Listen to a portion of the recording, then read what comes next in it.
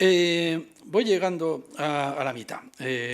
Siento si me estoy alargando muchísimo. Me dijiste 50 minutos y yo llevo hablando, no te creas que tanto, no tanto. Llevo como 25 minutos. ¿No? Eso me parece a mí, pero bueno, si tú dices que... No sé. Tiro para adelante. Tiro para adelante. En suma, como digo, todo un programa habermasiano. Hasta aquí hemos llegado. Entonces, ¿por qué el populismo? ¿Ahora viene el populismo? Pues tampoco va a venir el populismo. Por eso digo que el populismo llega más tarde, ¿no? Porque antes de preguntar por qué el populismo, habría que preguntar por qué Marx. Y eso es lo primero, ¿por qué Marx? Bueno, pues es el tema, podríamos decir, de las malas noticias para el pensamiento ilustrado. El proyecto político ilustrado, bueno, pues es un proyecto político muy bien pensado, muy bien elaborado. Desde luego fue pensado por la gente más inteligente que ha existido sin duda alguna en la historia de la humanidad. Por eso yo he dicho que nunca era muy buen negocio para la izquierda decir, bueno, no, Kant es un pensador burgués, se lo regalamos al enemigo. ¿Y nosotros con qué nos quedamos? ¿Con el Che Guevara? Pues no, un pésimo negocio, un pésimo negocio. Para nosotros Kant y ellos que se queden con sus Che Guevaras, ¿no? O sea, eso es lo que yo siempre he dicho, claro, es evidente, ¿no? Bueno. Pero hay muy malas noticias para los kantianos. Es verdad que Kant, lo que no pudo hacer Kant es leer a Marx, porque le venía a destiempo, ¿no? Pero hay malas noticias. Resulta que todo ese orden parlamentario, todo ese orden constitucional muy bien pensado, por todos los pensadores de la Ilustración, no solamente Kant, pues bajo condiciones capitalistas funciona muy mal. Sencillamente no funciona, no funciona, funciona fatal, funciona como una especie de mascarada. El orden parlamentario se convierte en una especie de coartada de una dictadura económica. Y en eso tenían razón los marxistas. En lo que no tenían razón es en cargar entonces contra el sistema parlamentario en lugar de contra la dictadura económica, porque la culpa no la tiene el parlamentarismo, la culpa la tiene la dictadura económica. Pues claro, es que entonces eso de decir, como el parlamentarismo bajo condiciones capitalistas se convierte en una coartada, pues entonces cargamos contra, al mismo tiempo que cargamos contra el capitalismo, cargamos contra el sistema parlamentario. No, perdona, yo diría que había otra posibilidad elemental, no sé cómo nos os ha ocurrido, tontos de remate. O sea, defender el parlamentarismo contra el capitalismo, o atacar el capitalismo precisamente para salvar el parlamentarismo. Pero bueno, en fin, eso son cosas de la tradición marxista y habría que discutirlo más, ¿no? ¿Y el populismo? Pues sí, ahora sí. Una vez que ya tenemos la peor noticia, que esa es la peor, ¿eh? La peor es lo del capitalismo, porque eso no hay manera de arreglarlo. Bueno, ahora nos viene otra mala noticia, como diría Jorge Alemán, que siempre habla de las malas noticias que nos trajeron Freud y Lacan. Bueno, yo digo, nos trajo una noticia muy mala Marx y después Freud y Lacan nos trajeron otra mala noticia. Y eso sí que tiene que ver, en todo caso, ya con el populismo. La segunda mala noticia para la Ilustración, pues es que... Bueno, una vez que hemos conectado con el sentido común, desde la izquierda, pues hay que llamar a los expertos del sentido común, a ver cómo funciona eso. Y entonces preguntamos a Gramsci, que también puso lo suyo, pero resulta que aparte de Gramsci, pues hay que preguntarte cómo funciona un pueblo. Y como tenga razón Freud, la hemos cagado. O sea, claro, ese es el problema. Porque resulta que el mundo político no está tejido de razones. Y como la Ilustración siempre ha puesto su programa político en un arco que va algo así como desde la educación a la guillotina, es decir, primero comienzas educando cabezas y si se resisten demasiado, pues entonces acabas cortándolas, ¿no?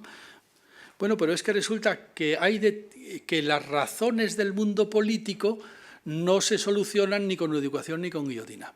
Mira por dónde. Porque el mundo político está trenzado de una realidad intermedia, bueno, intermedia no sé, una realidad enteramente distinta que no tiene que ver con errores, sino que tiene que ver con una cosa que en psiquiatría se llama síntomas. Está trenzado de síntomas. Es decir, y los síntomas tienen esa particularidad que no pueden ser educados. O sea, por ejemplo, un síntoma es, no sé, soy tímido y cuando hablo en público me pongo colorado. Bueno, pues Y además no soy capaz de hablar en público porque pienso que me va a tragar la tierra. Bueno, pues es absurdo totalmente que me venga un educador ilustrado, lector de Rousseau, a decirme, te voy a demostrar taxativamente que es imposible que te trague la tierra. Mira, este suelo es muy firme, tiene vigas de hierro, en fin, o sea, no, ya puedes hablar, venga. No, es que no se soluciona nada por ese procedimiento, es que, bueno, ya lo sé, y si no puedo pisar las rayas de las baldosas porque soy un neurótico obsesivo, pues ya sé que en el fondo sé perfectamente que si piso las rayas de las baldosas no me va a pasar nada, pero no puedo, ¿no? Porque eso es un síntoma, no es un error. Siempre pongo el ejemplo este de la vieja, me lo habréis oído, pero por los que no lo hayáis oído os lo cuento, porque es muy significativo, me lo contó mi hermano el psiquiatra. Era una vieja que decía estar embarazada con 80 años y estaba muy obsesionada con estar embarazada. Mi hermano se fue de vacaciones y cuando volvió la vieja había empeorado mucho en su delirio porque había un médico, un residente suyo, que se le había ocurrido la brillante idea de hacer una prueba de embarazo y le había demostrado taxativamente que no estaba embarazada. Con lo cual la vieja estaba diciendo, he perdido al niño, ¿no? Me han hecho abortar, me han hecho una prueba que me ha hecho abortar. ¿No? Claro, eso es un síntoma. Eso es que tú no puedes decir, oye, mira, estás equivocada, te voy a convencer. Y si no valgo yo, llamo a Rousseau y viene aquí Rousseau y te educa, te lee el Emilio en voz alta, ¿no? Que no, que esto hace falta otra cosa, no sé el qué. Pero resulta que está muy bien el programa político ilustrado, pero a la hora de tratar con el pueblo resulta que no valen los ilustrados. No valen las vanguardias sabias, no. Resulta que hacen falta, como mínimo, como dijo una vez, se lo escuché decir a una psicoanalista francesa, no me acuerdo cómo se llamaba, en un congreso de franceses ahí lacanianos que me llevó Jorge Alemán en Sevilla, ¿no? Esta lo que decía es que había que psicoanalizar a toda la población. A toda la población. Bueno, es un negocio bárbaro, vamos. Pero no, hará falta psicoanalistas, en todo caso, o algo así, no sé, para curar a un tímido de su timidez, para convencer a una vieja de que no está embarazada, en fin, no sé, hará falta una legión de psicoanalistas. No me parece tampoco un gran programa, pero bueno, para eso viene Íñigo Errejón, para explicarnos, en la ausencia de psicoanalistas, cómo podemos arreglárnoslas con ese material infernal, que es el tejido con el que piensa el pueblo. Y en eso sí que tienes razón. Y ahí sí que viene a cuento la clau, ahí sí que viene a cuento Chantal Mouffe, ahí sí que viene a cuento el asunto del populismo. Y ahí sí viene a cuento en el fondo, yo diría que Freud. O sea, yo diría, vamos a ver, el tema en realidad está planteado en la historia de la filosofía desde el principio. La razón, para funcionar, necesita del lenguaje. Y ocurre un pequeño inconveniente, y es que el lenguaje no es el lenguaje perfecto del programa logicista de Frege. El lenguaje es un lenguaje materno. Es una lengua materna. Y siempre que está la madre, siempre está por ahí el padre haciendo cochinadas con ella. A tus espaldas, además, justamente en el sitio donde tú no puedes estar. Y a partir de ahí tienes montado un cisco de 1000 pares de diablos. Es decir, a partir de ahí ya no eres sencillamente un protociudadano, eres una especie de Edipo que tiene un destino que cumplir. Y eso es una cosa, efectivamente, que nos viene a contar Freud como trayéndonos una muy mala noticia para el mensaje ilustrado. Se dice que el ser humano es un animal que habla. Bueno, yo diría, me parece muy exagerado esto de que lo que define al ser humano es el lenguaje. Yo creo que no. Yo creo que lo que hay que caracterizar es que el ser humano es un ser que nace sin saber hablar, que tiene que aprender a hablar y que además nace del sexo. Y eso es lo que caracteriza al ser humano, porque hablar hablan los ángeles.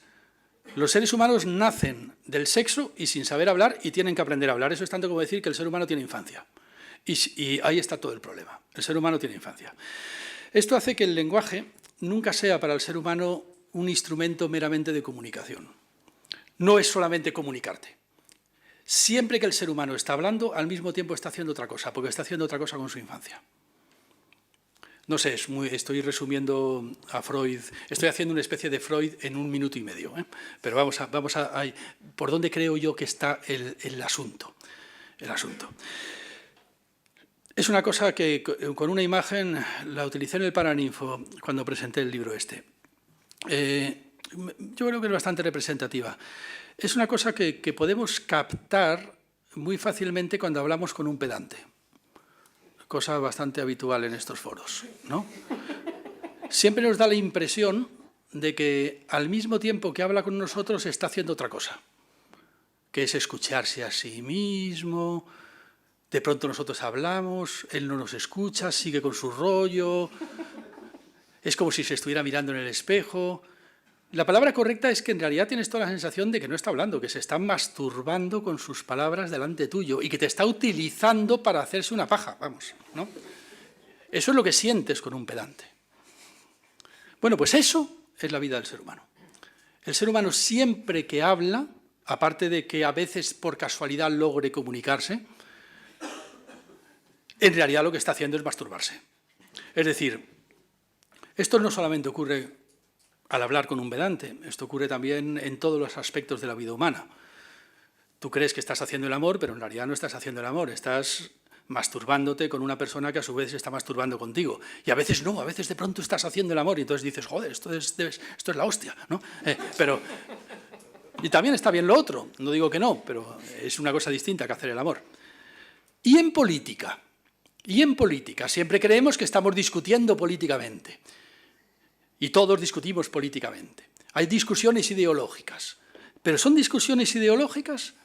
¿O en política somos también algo así como simios que se masturban a nuestras espaldas mientras nosotros intentamos explicar algo con los retazos de lenguaje que nos deja el simio en su quehacer onanista? Es decir, no somos seres que hablan, somos simios que se masturban con el lenguaje y de vez en cuando conseguimos decir algo, ¿no? Eso es más o menos la situación que yo veo leyendo a Freud, vamos, yo entiendo eso.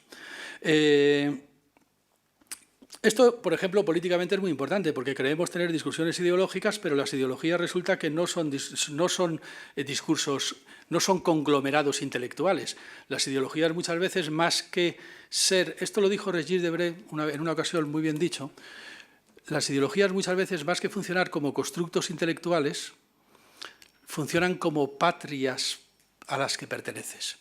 Cuando la humanidad se ha quedado sin patrias, porque el capitalismo realmente ha destruido con el salvajismo de la revolución capitalismo, y no digamos ya el neoliberal, que te quieran mandar a Laponia cuando te descuidas, ha destruido las patrias, la gente busca pertenencias en las ideologías. O bueno, en los signos del zodiaco, o en los equipos de fútbol, pero también en las ideologías. De tal manera que muchas discusiones ideológicas son discusiones por pertenencias territoriales, cuando el territorio es solamente una ideología, ¿no? Bueno, claro, eso es una cosa tremenda, porque nosotros creemos estar discutiendo de razones y en realidad estamos defendiendo nuestra pertenencia a una patria. Es decir, no sé, muchas veces dices, pero ¿cuál es realmente la discusión de fondo entre Íñigo Errejón y Pablo Iglesias?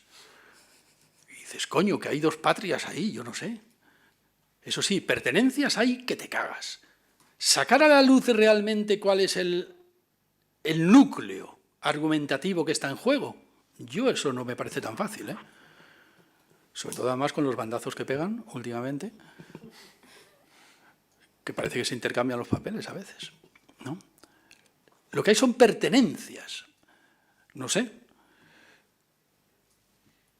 Con liderazgo, por supuesto, eso también lo decía Regis Debray, es el teorema de Gödel de la política. No poder cerrar un círculo si no levantas una vertical. Para cerrar un círculo necesitas un cono y por tanto necesitas un líder. Eso decía que era el teorema de Gödel de la política, era una tontería porque no tiene nada que ver con Gödel, pero bueno, o sea, sí, para formar un grupo, si quieres cerrar un grupo necesitas un líder, porque si no, no se te cierra, no hay manera. Esto lo decía también en un tema clásico. Yo siempre cito la metáfora leninista que citaba tanto Althusser del bastón curvado. Dice, si tienes un bastón curvado así, pues hay una manera de enderezarlo que es ponerle una guía, lo mojas, pues le pones una guía, lo tensas con unas cuerdas, sueltas la guía, cuando ya está seco, y el bastón se queda recto. No, no se queda recto, se queda un poquito curvo, pero menos curvo. Decía Lenin, si lo quieres recto, recto, tienes que curvarlo en sentido contrario. La guía tiene que estar curvada en sentido contrario. Lo curvas en sentido contrario y cuando sueltas, ¡chan!, el bastón se queda recto. Pero claro, esto es muy mala noticia para la ilustración, muy mala. Porque esto quiere decir que una idea falsa no se corrige con una diciendo la verdad, con una recta. Una idea falsa se corrige con una idea falsa de signo contrario. Y entonces las caga. Porque claro, entonces resulta que tienes que mentir en sentido contrario para que se enderece la mentira, ¿no?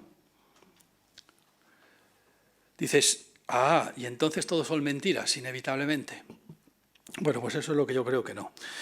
Yo creo que hay muy buenas razones para el populismo, y ahora sí que termino. Hay muy buenas razones para el populismo, hay muy buenas razones para comprender que el mundo político está trenzado de síntomas, que necesitamos expertos del sentido común, que necesitamos expertos que nos expliquen, bueno, expertos, no sé, que necesitamos reflexionar sobre cómo está tejido eso, cómo está hecho eso, porque no está hecho de errores y verdades, está hecho de síntomas que no se corrigen diciendo la verdad. Entonces, ¿eso quiere decir que la verdad no tiene ninguna posibilidad en política? No, es todo lo contrario. Hay una verdad muy bien pensada, hay una verdad muy bien pensada, y esa sí que fue muy bien pensada, efectivamente, por toda la tradición vamos a llamarle, del patriotismo constitucional. Eso es la verdad, eso es lo que defendemos. Esa es la verdadera guía del bastón para conseguir una objetividad política. Y eso no tenemos por qué ponerlo en duda, eso es lo que defendemos de verdad. Ahora bien, lo que sí que tenemos son dos muy malas noticias por el camino. Una, eso para mis colegas que se autodenominan socialdemócratas y votan UPyD, ¿no? Bajo el capitalismo eso funciona muy mal. Y tienes que tensar tanto el capitalismo como que para que se parezca algo así como a Suecia en los años 70, para que eso empiece a funcionar un poco. Y eso es una tarea política, que tú me contarás qué partido político lo tiene en su programa y a qué partido político estás votando. Eso. Claro, cuando se dijo, tenemos que volver a la socialdemocracia. Bueno, volvamos a la socialdemocracia, pero a la socialdemocracia de verdad, a la socialdemocracia, a la época dorada del keynesianismo, etc. Bueno, vale, de acuerdo. Bajo el capitalismo funciona muy mal. Mala noticia para el patriotismo constitucional. Aplícate el cuento y piensa. Que para eso estás, además, que se te paga para pensar, ¿no? Porque aquí hay mucho intelectual, abriendo la boca en los periódicos. Segunda mala noticia, pues mira, el mundo político, tú odias el populismo, tú odias el populismo. Claro, yo también odio el populismo. Sí, pero es que mira, no, es que es lo que hay, ¿sabes? Es lo que hay. El mundo está hecho de síntomas. No puedes corregir los errores diciendo la verdad, sencillamente, porque además los errores tienen una verdadera artillería. Los errores, para empezar, no son errores, son síntomas, y tienen una verdadera artillería con verdaderos oligopolios mediáticos, y tú mientras tanto estás diciendo la verdad en Facebook. Y eso, pues mira, no funciona, no funciona. ¿Cómo se tiene que plantear entonces la batalla